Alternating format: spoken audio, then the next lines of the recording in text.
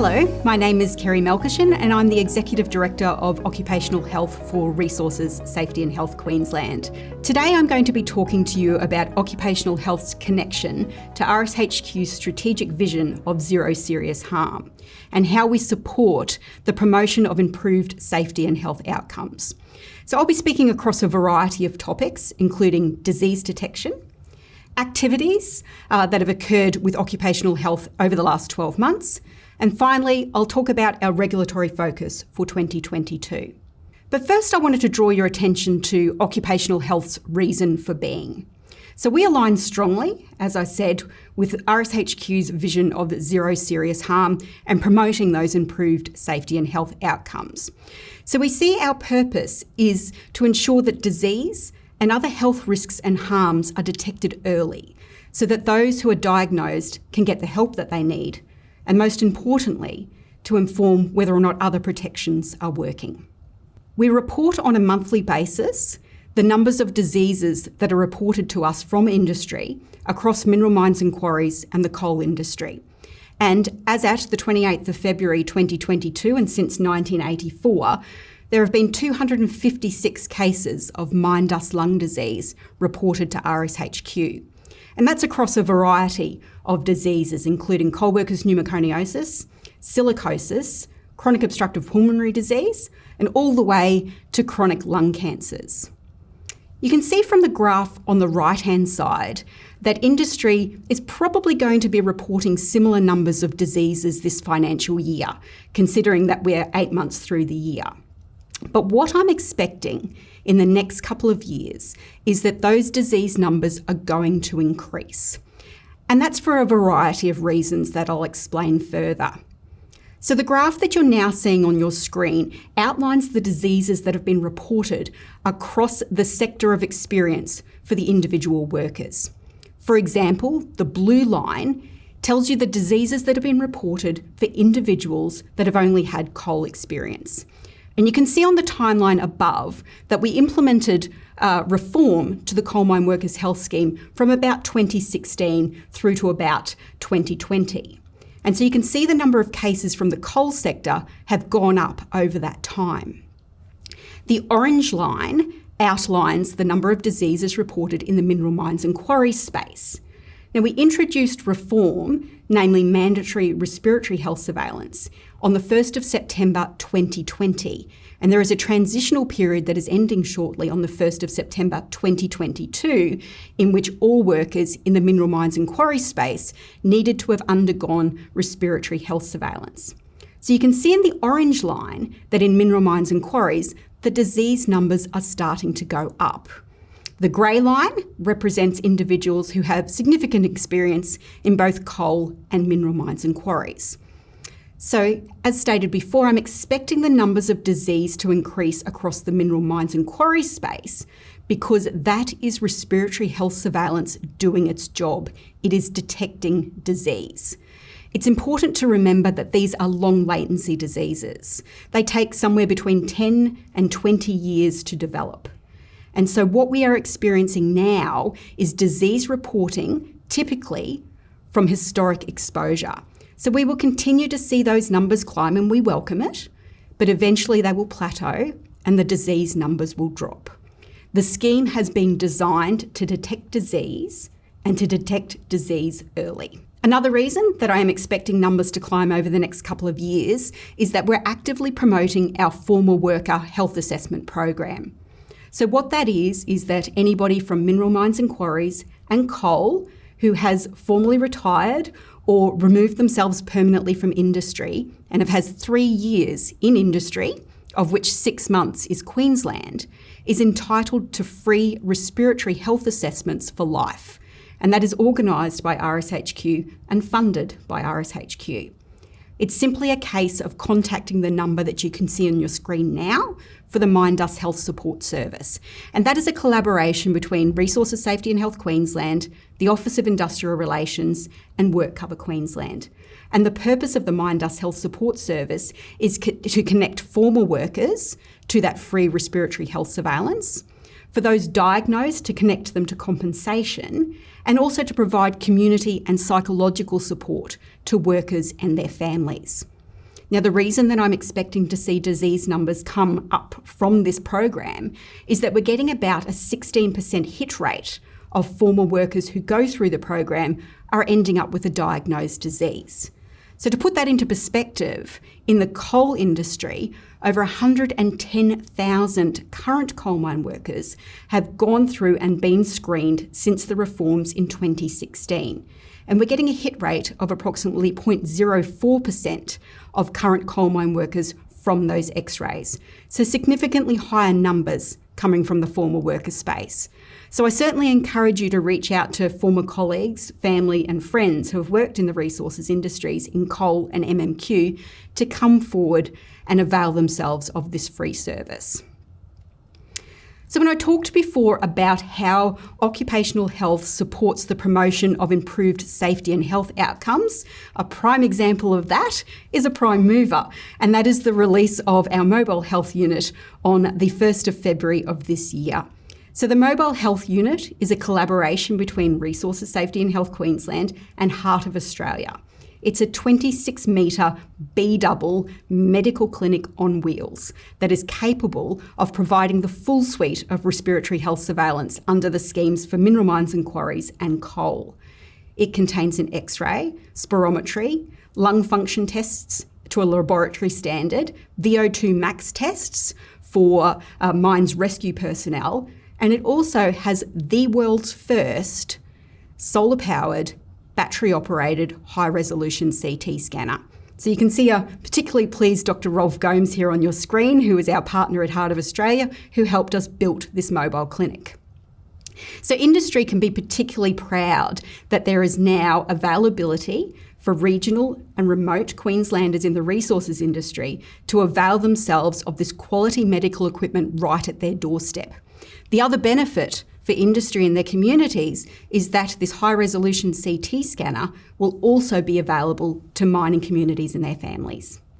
When we talk about promoting improved safety and health outcomes, I also look towards the release of ResHealth, our digital health platform for the Coal Mine Workers Health Scheme. So we were tasked with transitioning after the CWP Select Committee and the Monash Review to a digital solution for health assessments under that scheme. Historically, they were done by paper. So in February of last year, we released ResHealth, the digital platform, which is that full realisation of the transition to an electronic means of doing health assessments under the scheme. So we've been piloting that with a number of doctors since that time and to improve the system and have significantly enhanced the system for usability. So we're now in a position to release that to whole of industry, and we will be transitioning the full Coal Mine Workers Health Assessment process to ResHealth by September of this year. So I strongly encourage any of you who are an employer of a coal mine worker to speak with your supervising doctors to work out when it's best for you to transition across to the digital solution.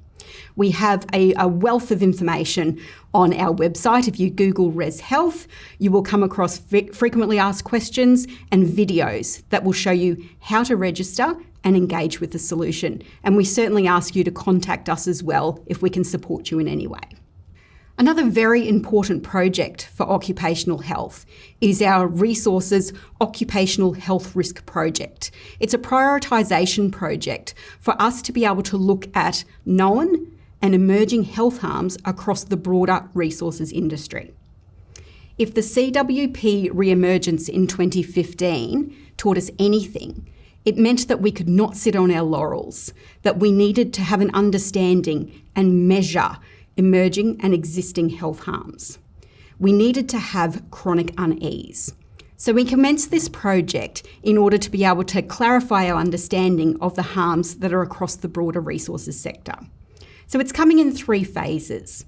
Phase 1 was a baseline review. We had deference to expertise and we engaged with EY and experts in the University of Queensland to do a baseline review on the literature of known and emerging health harms. They looked at other jurisdictions. They looked at the data held by RSHQ and also the Workers' Compensation Scheme so that we could identify those health harms across the resources sector. Phase 2 was stakeholder consultation so that we could test those assumptions. We could look at the data that stakeholders in both industry and broader had on these particular health harms so that we can have an understanding of some of the emerging issues. Phase 3 is where we're at now, and that's the prioritisation phase, so that we can have a strategic outlook on the emerging or existing health harms that we would like to keep an eye on in future years. And I look forward to being able to continue to engage with you on this project so we have a clear strategy for the occupational health vision into the future. I'm now going to change angles slightly and talk about our quality assurance overview for medical providers that perform a scheme function under the Coal Mine Workers Health Scheme. So in any continuous improvement program, we're looking at planning, doing, checking and acting. So we established standards that doctors had to meet in order to engage with our scheme. That included being registered with RSHQ to perform these tasks and subjecting themselves to additional education in this space. We've now moved on into the audit and compliance component of this assurance. So over the last 12 months, we have engaged a number of providers to perform audits across a variety of disciplines. So if we wanted to check the quality of chest x-rays, CT scans, spirometry, adherence to the clinical pathway guidelines, and as well as the administrative obligations and conditions of approval. And I'm delighted to say that across that broad suite of audits that have been performed, we have had quality improvement across the board. And so we've used any learnings that have come out of this as well to continue to keep educating those providers to increase that quality and to continue to improve, as I stated. So here's an example of one of the audits that was completed. This is the administrative audit, which is across over 300 providers. And we were looking at the conditions of their approval and obligations that they needed to meet from an administrative component. So that included things like the quality of equipment, calibration, processes and procedures, and understandings of their conditions of approval. And you can see that across the broad disciplines that engage with our scheme, there was high conformance across all, which is very pleasing to see. So I do encourage you also to have a look at our website. We have included some updated videos on some of the audits that we undertook over the last 12 months. These were presentations that we were hoping to provide at the Industry Safety and Health Conference, but for obvious reasons, we weren't able to do so. But we thought it was pertinent that you got to see the outcomes of those audits, and these presentations certainly unpack further into the detail. So please take the opportunity to have a look at the website. I spoke briefly before that part of the process of this assurance is the registration of providers under the scheme. It was one of the recommendations from the CWP Select Committee that doctors who are going to engage needed to be registered with the regulator. So we have processes in place to ensure that appropriately qualified individuals are engaging with the scheme. And as I said before, the audit function allows us to determine whether or not they are maintaining the quality that we expect to continue to engage with the scheme. And that allows us then to have a look at the behaviours and the quality that is being performed. And we use those under our compliance and enforcement policy if individuals are not actually meeting those standards. It gives us the ability to provide written warnings, show cause notices, and to actually strike people from the register, either suspending or cancelling their registration with RSHQ. You may have noticed last year I released a publication in November outlining the suspension of a doctor for failure to show due care and attention in medical examinations. So what we want is for coal mine workers and the employers who are actually engaging these providers to perform health assessments under the scheme to have confidence that the quality is there. In a new move, we commenced in March of this year auditing the obligations of coal mine employers and their obligation to arrange and pay health assessments under the scheme. So over the next 12 months, we will be visiting sites to ask for the evidence that people are completing these particular obligations. So that evidence will come from both operators and the contractors, any employers on site. So we need to ensure that coal mine workers are undergoing their periodic health surveillance so that disease can be detected early. And as I said before, the system that we have set up is established to ensure that this happens and to support our vision of zero serious harm. On a final note, I would like to conclude and remind SSEs in the mineral mines and quarry space of a looming deadline for the transitional period for mandatory respiratory health surveillance under your regulations.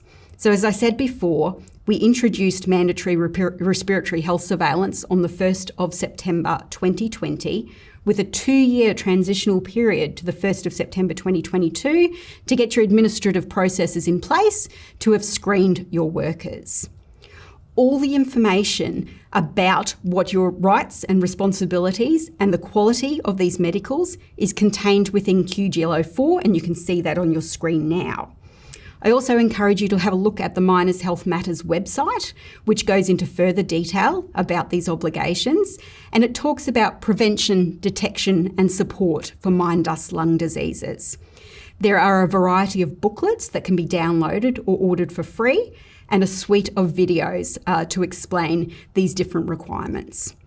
So once again, a reminder of that transitional period ending on the 1st of September, and we encourage you to reach out to us if you do have any questions. I would like to thank you for your attention today, and if you have any further questions about any of the slides or the content, the contact details can be found on your screen. I look forward to continuing to keep working with you towards our vision of zero serious harm.